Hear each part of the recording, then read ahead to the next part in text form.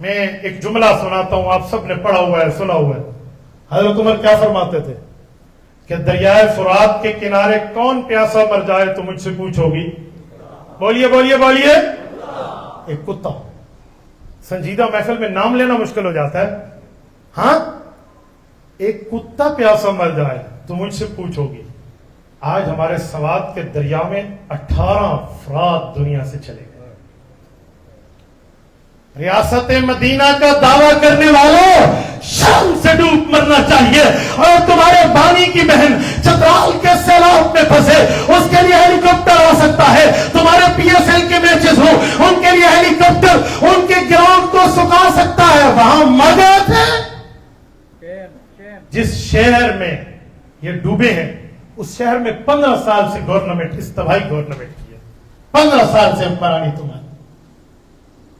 آج کال پہ ایک شخص نے مجھے کہا، تم سنیوں نے یوم عمر کی چھٹی کرائی ہے نا، یوم عمر کی چھٹی تھی، ادارے بند تھے، اس لیے ان کی مدد پہ کوئی نہیں پہنچ سکا۔ میں نے کہا جی لاکھ دن لعنت تیرے منہ پہ۔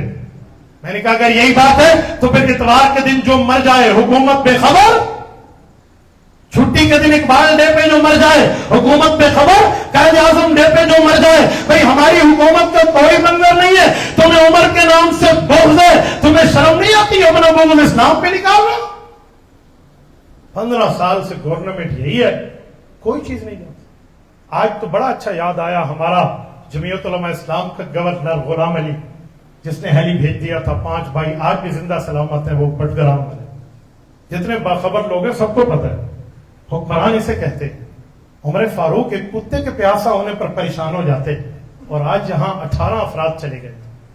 سیالکوٹ ڈسکا، حضرت مولانا ایوبی رحمت اللہ علیہ کے خاندان کے بڑے قریبی لوگ ہیں، میں ڈسکا سے ان کو جانتا ہوں۔ تو مجھے بتائیں 18 زندگیاں چلی گئی ہیں، وہاں کوئی ادارہ نہیں ہے جو بتائے پیچھے سے سیلاب آ رہا ہے، لہٰذا کنارے سے آگے نہ جائیں۔ چلو ریسکیو کرنا تو بات کی بات ہے، یہ تو بتا دیا جائے وہاں سے فلڈ ہے، فلڈ کی آبزرویشن دے دی جائے، اعلان کر دیا جائے، کنارے کے قریب نہ، کچھ بھی نہیں ہے، سارے ستو پی کے سوئے ہوئے ہیں۔